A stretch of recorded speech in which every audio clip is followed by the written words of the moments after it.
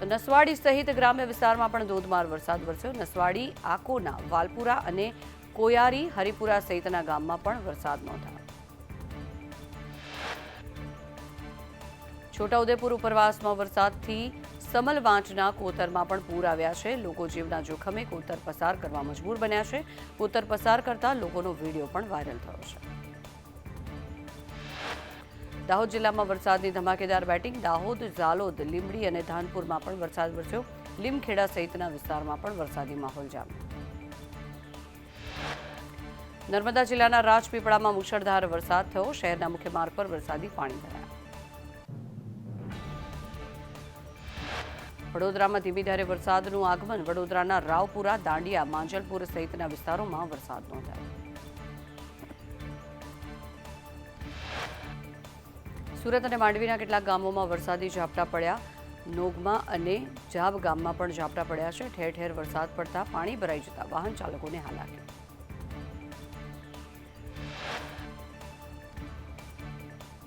ઉત્તરાખંડના હલ્દ્વાનીમાં ભારે વરસાદને કારણે થઈને નદીઓનું રૌદ્ર સ્વરૂપ। નદીના ભારે પ્રવાહમાં એક કાર તણાઈ હતી। કારમાં પરિવાર પાણીમાં ફસાયો હોવાનું સામે આવ્યું છે। બંગાળની ખાડીમાં ચક્રવાતનો મંડાતો ખતરો। આંધ્રપ્રદેશ અને ઓડિશા સહિતના દરિયાકાંઠાના રાજ્યોમાં ભારે વરસાદ। કેટલાક વિસ્તારોમાં ભારે પવન ફૂંકાવાની પણ શક્યતા। અમેરિકાના વર્જિનિયામાં રાહુલ ગાંધીનું નિવેદન। કહ્યું, લોકસભાની ચૂંટણી બાદ સરકારની ભયભીત કરવાની નીતિ અચાનક ગાયબ થઈ ગઈ છે। તો વધુમાં રાહુલ ગાંધીએ કહ્યું કે મારા માટે રસપ્રદ છે કે ભાજપ અને સરકારે ખૂબ જ ડર ફેલાવ્યો હતો। નાના ઉદ્યોગો પર એજન્સીઓનું દબાણ કર્યું, પરંતુ ખૂબ જ સેકન્ડોમાં બધું જ ગાયબ થઈ ગયું છે। આ ડર ફેલાવતા તેમને વર્ષો લાગ્યા હતા। રાહુલ ગાંધીએ ટેક્સાસ યુનિવર્સિટીમાં રોજગાર અંગે જણાવ્યું કે વૈશ્વિક ઉત્પાદન પર ચીનનું નિયંત્રણ। ઉત્પાદન ક્ષેત્રે સુધારો નહીં થાય તો ભારતમાં ગંભીર સામાજિક સમસ્યાઓ ઊભી થશે। ચીન અંગેના રાહુલ ગાંધીના નિવેદન પર ગિરિરાજસિંહના પ્રહાર। ભારત સંરક્ષણ સહિતના ક્ષેત્રોમાં આત્મનિર્ભર બન્યું। રાહુલ દુશ્મન દેશની પ્રશંસા કરે છે। રાહુલ કદાચ ચીન પાસેથી પૈસા મેળવે છે। રાહુલ ગાંધીના નિવેદન પર ભડક્યા કેન્દ્રીય મંત્રી શિવરાજસિંહ ચૌહાણ। કહ્યું, તે દેશની છબીને નુકસાન પહોંચાડે છે। કોંગ્રેસની સતત ત્રીજી વખત હારથી તેઓ અમેરિકામાં પોતાની નિરાશા દૂર કરી રહ્યા છે। કેન્દ્રીય મંત્રી ચિરાગ પાસવાને રાહુલ ગાંધીના ટેક્સાસમાં આપેલા નિવેદન પર રોષ વ્યક્ત કર્યો। કહ્યું, દેશ માટે ખરાબ બોલવું તે રાહુલ ગાંધીની આદત બની ગઈ છે। રાજકીય લાભ માટે રાજકીય મતભેદોનો ઉપયોગ કરવો યોગ્ય નથી। ટેક્સાસના કાર્યક્રમમાં રાહુલ ગાંધીના ભાજપ અને આરએસએસ પર પ્રહાર। આરએસએસ માને છે કે ભારત એક વિચાર છે। અમે માનીએ છીએ કે ભારત વિચારોનો સમૂહ છે। ભારતનો વિચાર યુએસએ જેવો જ છે। વધુમાં રાહુલ ગાંધીએ કહ્યું કે દરેક વ્યક્તિને ધર્મ, જ્ઞાતિ અને ભાષાથી પર સ્વતંત્રતા મળવી જોઈએ। ચૂંટણીમાં લડત વધુ નક્કર બની છે। ભારતમાં સરકાર દેશના બંધારણ પર પ્રહાર કરી રહ્યા છે। આરએસએસ પર રાહુલ ગાંધીના નિવેદન પર ભાજપના પ્રહાર। રાહુલ ગાંધીએ આરએસએસ વિશે જાણવા ઘણા જન્મ લેવા પડશે। દેશદ્રોહી આરએસએસ વિશે ન જાણી શકે। રાહુલ ભારતને બદનામ કરવા જ વિદેશ જાય છે। તો રાહુલ ગાંધીએ ભારત જોડો યાત્રા શા માટે યોજવી પડી તે અંગે પણ જણાવ્યું। રાહુલે કહ્યું કે લોકો સાથે સંવાદના તમામ રસ્તાઓ બંધ હતા। અમને નજરઅંદાજ કરવામાં આવી રહ્યા હતા। વધુમાં રાહુલે કહ્યું કે દેશમાં અમારા માટે સંદેશા વ્યવહારના તમામ માર્ગો બંધ કરી દેવામાં આવ્યા હતા। સંસદમાં આપેલું ભાષણ ટીવી પર બતાવવામાં નથી આવી રહ્યું। મીડિયાએ તેમની વાતને નજરઅંદાજ કરી હતી અને તેમને કાયદાકીય મદદ પણ મળી રહી ન હતી। ટેક્સાસમાં ઇન્ડિયન ઓવરસીઝ કોંગ્રેસના ચેરમેન સેમ પિત્રોડાનું નિવેદન। રાહુલ ગાંધી પપ્પુ નથી। રાહુલ ગાંધી પાસે વિઝન છે। કોઈપણ વિષય પર રાહુલ ગાંધી ઊંડાણપૂર્વકનું જ્ઞાન ધરાવે છે। હેલ્થ પ્રીમિયમ પર જીએસટી ઘટાડવા મુદ્દે સરકાર પાણીમાં બેઠી। આવક ગુમાવવા માંગતી ન હોવાથી નિર્ણય લેવાનું સરકારે ટાળ્યું।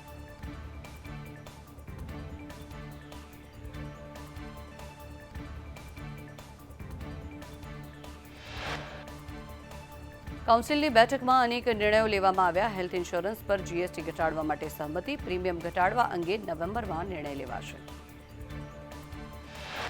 કેન્સરની દવા પર જીએસટી 12% ઘટીને 5% થયો। રિસર્ચ સેન્ટરને ગ્રાન્ટ પર જીએસટી નહીં લાગે, જ્યારે મીઠા પર જીએસટી 18% ઘટાડીને 12% કરાયો। તો હવે ચારધામ યાત્રા સસ્તી થશે. જીએસટી કાઉન્સિલમાં ઉત્તરાખંડ સરકારના પ્રસ્તાવને મળી મંજૂરી.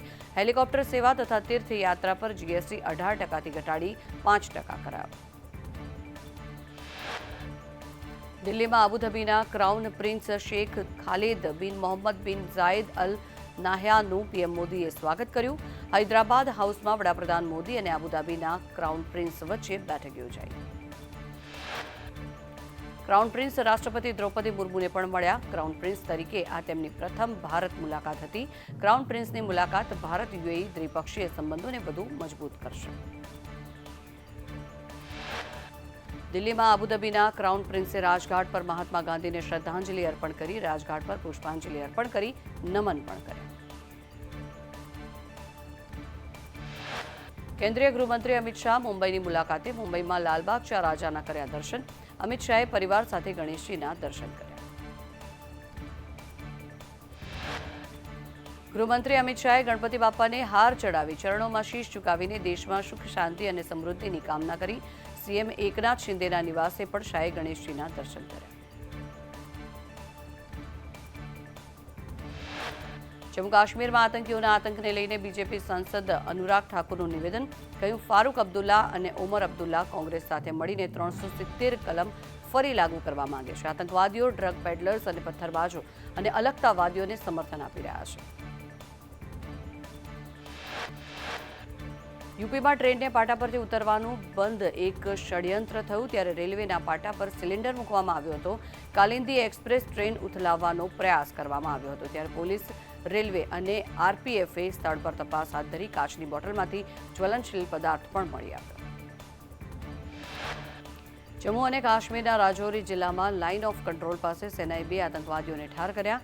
સેનાએ જણાવ્યું કે બંને આતંકીઓ સરહદ પારથી ઘૂસણખોરીનો પ્રયાસ કરી રહ્યા હતા. સેનાએ આતંકીઓ પાસેથી મોટી માત્રામાં દારૂગોળો જપ્ત કર્યો. 2 AK-47 અને 1 પિસ્તોલ પણ જપ્ત કરવામાં આવી. નૌશેરાના લામ સેક્ટર પાસે એલઓસી પર હિલચાલ બાદ સેનાએ ઓપરેશન હાથ ધર્યું. રાજસ્થાનના મહાજન ફિલ્ડ ફાયરિંગ રેન્જમાં સૈન્યના યુદ્ધ અભ્યાસની શરૂઆત થઈ. દર વર્ષે ભારત યુએસ વચ્ચે વૈકલ્પિક રીતે લશ્કરી કવાયત યુદ્ધ અભ્યાસનું આયોજન કરાય છે. મણિપુરના ઇમ્ફાલમાં વિદ્યાર્થીઓએ રાજભવન તરફ કૂચ કરી. રાજ્યની પરિસ્થિતિને લઈ ડીજીપી અને સુરક્ષા સલાહકારને હટાવવાની માંગ કરી.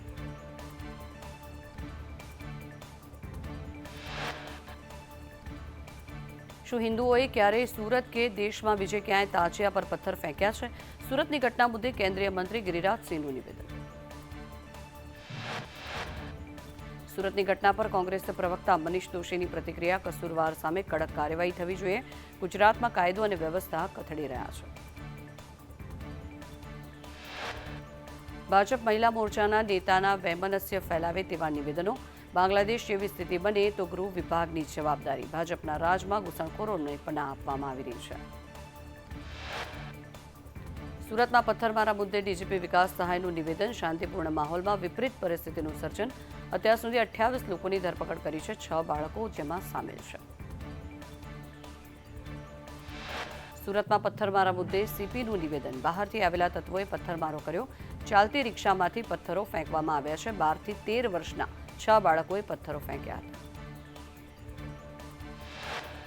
સુરતમાં પોલીસ કમિશનરના મતે સીસીટીવીની મદદથી આરોપીઓને શોધી કાઢવામાં આવ્યા. કોમ્બિંગ દરમિયાન 28ને ડિટેઇન કરવામાં આવ્યા છે. સમગ્ર ઘટનાના 3 ગુના નોંધાયા છે. સાચા આરોપીઓ જ પકડવાના પ્રયાસ ચાલુ છે. તો સુરત પથ્થરમારાની ઘટનામાં આરોપીઓ સામે કડક કાર્યવાહી કરવામાં આવશે. ટોળા વિરુદ્ધ પણ ફરિયાદ દાખલ કરાઈ. પોલીસ પર એસોલ્ટની કલમનો પણ ઉમેરો કરાયો. સુરતના સૈયદપુરામાં ગેરકાયદેસર ચાલતા દબાણ દૂર કરવામાં આવ્યા. સુરતમાં પથ્થરમારા બાદ મનપાની કાર્યવાહી.